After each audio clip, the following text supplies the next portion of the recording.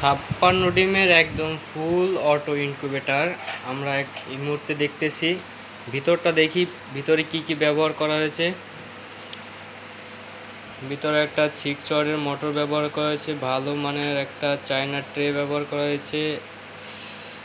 এখানে DC valve লাগানো আছে, ডিসি ফ্যান, এসির জন্য একটা হোল্ডার লাগানো আছে।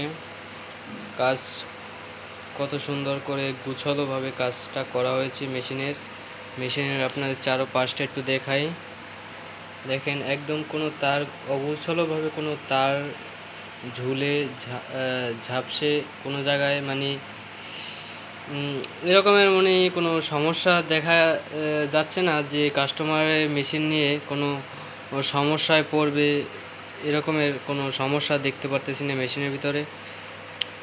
দেখেন অনেক সুন্দরভাবে কাজটা করা হয়েছে মেশিনের। 56 ডিমের একদম ফুল অটো ইনকিউবেটর দেখতে পারতেছেন, অনেক সুন্দর করে কাজটা কিন্তু করা হয়েছে। এখানে একটা উপরে হাইড্রোমিটার লাগানো আছে যেখানে আপনি তাপমাত্রা দেখতে পারবেন। ঠিক আছে, দেখেন অনেক সুন্দর করে কাজটা কিন্তু গোছালোভাবে করা হয়েছে। দেখেন মেশিনের চারপাশটার লুকটা দেখেন, মেশিনের অনেক সুন্দরভাবে কালারটাও অনেক সুন্দর হয়েছে। কস্টিপ করে আমরা পেঁচিয়ে রেখেছি যাতে ককশিটটা নষ্ট যাতে না হয়, যাতে অনেক সুন্দরভাবে মেশিন ক্রেতা ব্যবহার করতে পারে অনেক দিন, যাতে কোনো সমস্যা যাতে না হয়, এজন্য অনেক সুন্দর করে গুছালোভাবে কাজটা কিন্তু করেছি।